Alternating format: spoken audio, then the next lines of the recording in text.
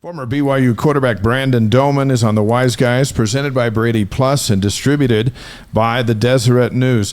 Jake's four previous starts last year: West Virginia, Iowa State, Oklahoma, Oklahoma State. Went 0-4, trying to figure it out.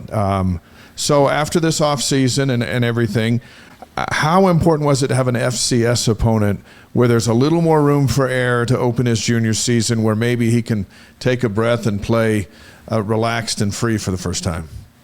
Oh, I think that was so good for this team, the entire team. They needed an opportunity to just settle in and sink their teeth into this new quarterback that's now starting for them. And there's just so many things they were trying to establish: a run game, create a little bit more of an identity up front with the offensive line. And I think that the things that they were trying to accomplish, they were able to accomplish. They had 15 third down situations, which is so helpful going into a season.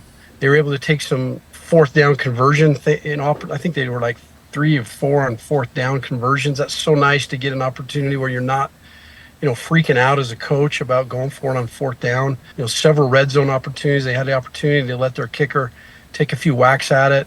That was really a positive thing. So there's a lot of things that they needed to work on, and I think they were able to see most of it. I talked to him for a long time today. I was with him for about 45 minutes, and he brought up that his feet were better in the second half than the first half. Yeah. He said, I was so jacked up in that first half. I was just like a little too amped up, and I missed some throws. And now that I watched him on film, I recognize that I did not have good footwork, and quarterbacks are built from the ground up. I've got to fix that. And then the other thing he said was, and I also had a couple of throws that we completed where I made the read, I knew where I was going, but I just waited another second to be sure, and then I threw it.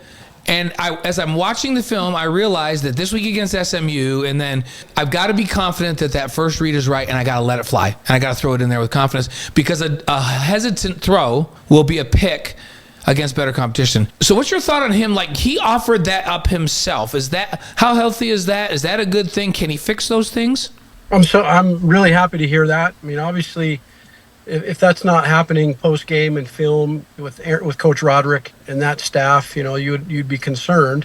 Those are things that I saw watching in the stadium. Clearly, when you're watching it on film, you're going to see all the minute details. They know the play calls. They know the progressions. In order to be a really sound quarterback, first requires timing. So if he understands that he was late on some of those throws and he can get the ball out when he needs to on time, then it's decision making. So it's timing, then decision making, then accuracy.